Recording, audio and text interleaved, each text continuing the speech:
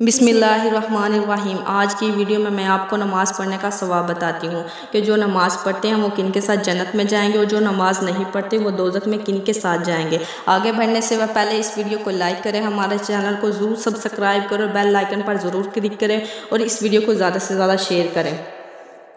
جاننا چاہیے کہ 5 باتیں دین اسلام کی جڑ ہیں اور فرض ہیں: ایمان لانا، نماز پڑھنا، رمضان شریف کے روزے رکھنا، حج کرنا، زکوٰۃ دینا۔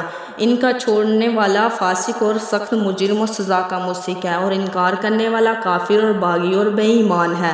اللہ و رسول صلی اللہ علیہ وآلہ وسلم نے نماز پڑھنے کی بہت تاکید فرمائی ہے۔ رسول پاک صلی اللہ علیہ وآلہ وسلم فرماتے ہیں کہ بے شک اللہ تعالیٰ نے ہر مسلمان مرد اور عورت پر 5 وقت کی نماز فرض کر دی ہے۔ بس جو کوئی 5 وقت کی نماز ہمیشہ پڑھتا رہے گا، اللہ تعالیٰ اس پر دوزخ کی آگ حرام کر دیتا ہے۔ بے شک نماز دین کا ستون ہے۔ جس نے نماز کو اچھی طرح پڑھا اس نے دین کو قائم رکھا، اور جس نے نماز نہ پڑھی اس نے دین کو گرا دیا اور اپنا دین برباد کر دیا۔ اور نماز پڑھنے والے مرد اور عورتیں قیامت کے روز انبیوں، ولیوں اور شہیدوں کے ساتھ جنت میں داخل ہوں گے، اور بے نمازی فرعون، حامان، قارون، نمرود اور ابی بن خلف وغیرہ ان بڑے بڑے کافروں کے ساتھ دوزخ میں جائیں گے۔ خدا کی پناہ، نماز نہ پڑھنا کس قدر سنگین جرم ہے کہ نماز نہ پڑھنے والا عمل میں کافروں کے برابر سمجھا گیا اور کافروں کے ساتھ دوزخ میں رہے گا۔ ایک اور حدیث میں ہے، حضرت ابو ذر رضی اللہ تعالیٰ عنہ فرماتے ہیں کہ ایک مرتبہ نبی کریم صلی اللہ علیہ وآلہ وسلم سردیوں کے موسم میں باہر تشریف لائے اور پتے درختوں پر سے گر رہے تھے۔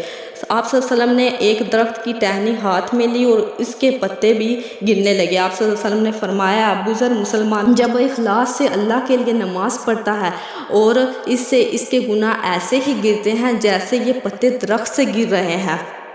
حضرت ابو ہریرہ رضی اللہ تعالیٰ عنہ نبی کریم صلی اللہ علیہ وآلہ وسلم سے نقل کرتے ہیں کہ آپ صلی اللہ علیہ وآلہ وسلم نے ایک مرتبہ ارشاد فرمایا، بتاؤ اگر کسی شخص کے دروازے پر ایک نہر جاری ہو جس میں وہ 5 مرتبہ روزانہ غسل کرتا ہو، کیا اس کے بدن پر کچھ میل باقی رہے گا؟ صحابہ نے عرض کیا کہ کچھ بھی باقی نہیں رہے گا۔